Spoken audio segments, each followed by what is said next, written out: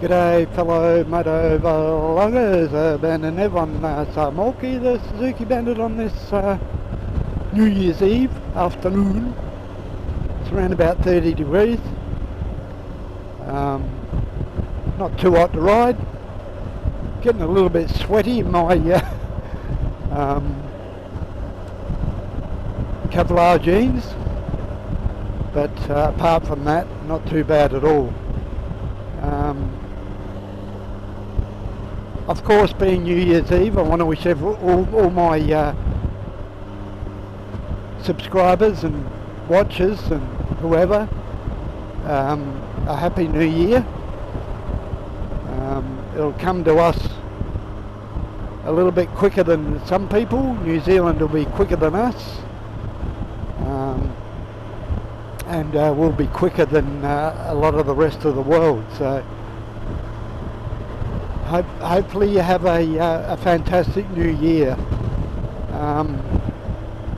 Yesterday I was riding and this bloody dove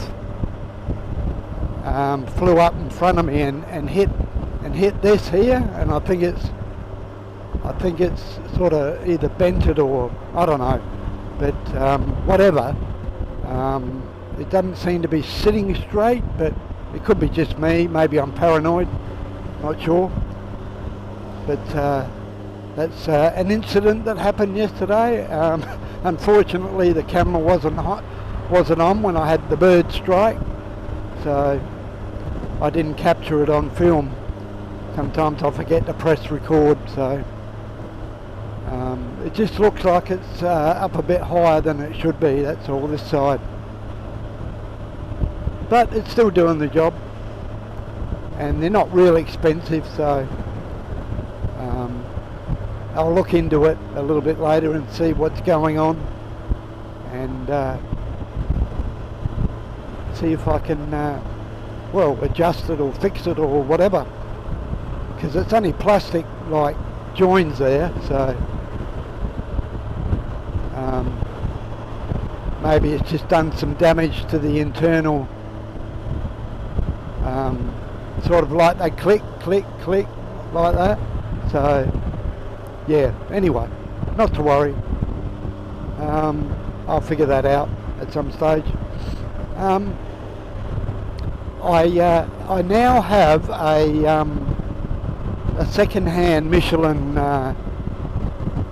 tyre, which is a 190 50 17. I normally have a 180 55 17, but this second-hand tyre was given to me, and I fixed it up with a plug, tyre plug, the ones that go on the inside of the tyre, and I decided to put it on the other day with my new manual tyre machine. Why didn't I video it? Well, it's my first time, and I'll be honest, I really struggled with it. Very, very hard for me to do, because probably not knowing how to do it properly is one of the things that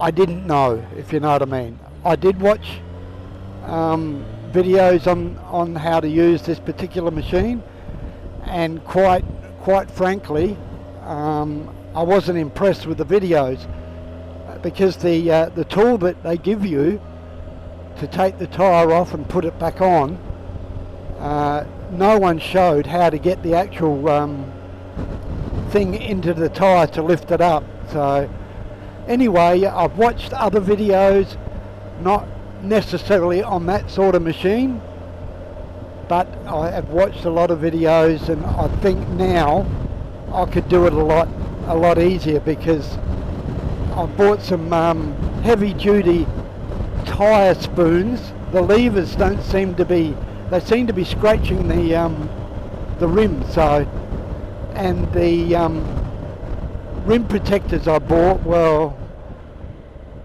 you know, I'm not real happy with them, so I've actually bought different ones. They'll be here in a couple of weeks most likely. They hopefully will do the job better than those horrible things with a cord on it. I wouldn't suggest to get them. But I eventually got it off.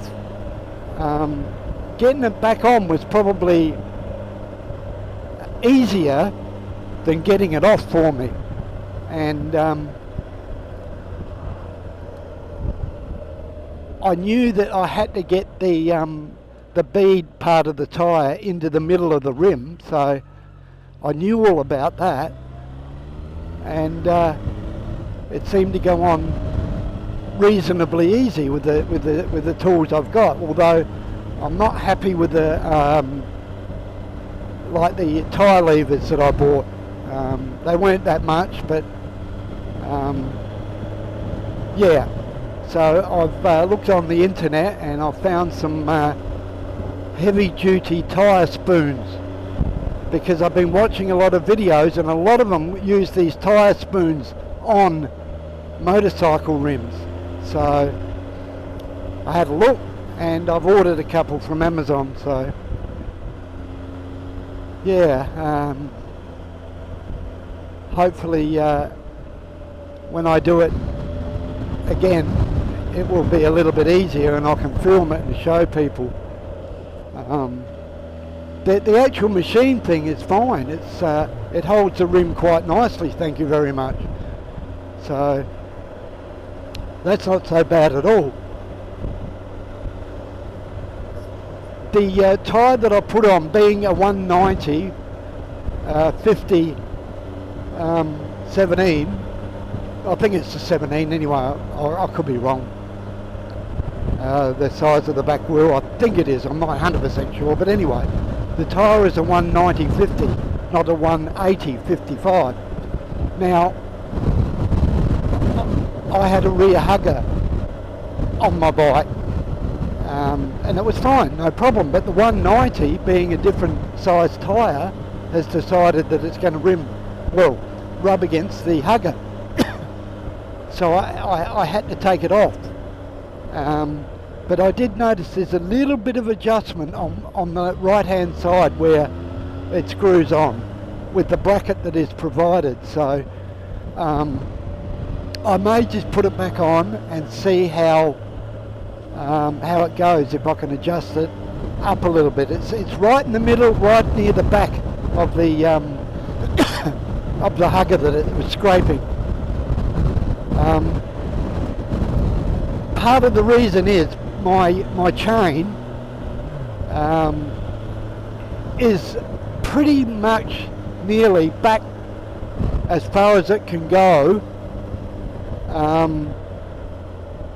towards the hugger. So if my chain was stretched a bit more or had another link in it, I think I might have been able to get away with it. But the chain was the exact length chain that you need for this bike when I bought it. So I think it's 116 links. That's a minimum you can use. So maybe next time get 118. And if I ever, I'll probably never ever get another 190 tyre anyway, because it's not necessary. So that's what I've been up to. I haven't put the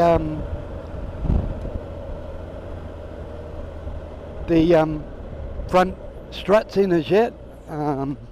Just waiting for a bit cooler weather, which might be a while,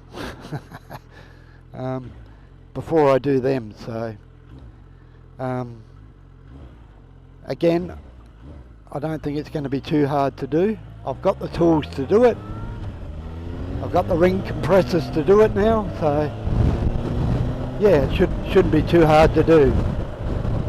But I will do it as soon as possible. Tomorrow I'll do a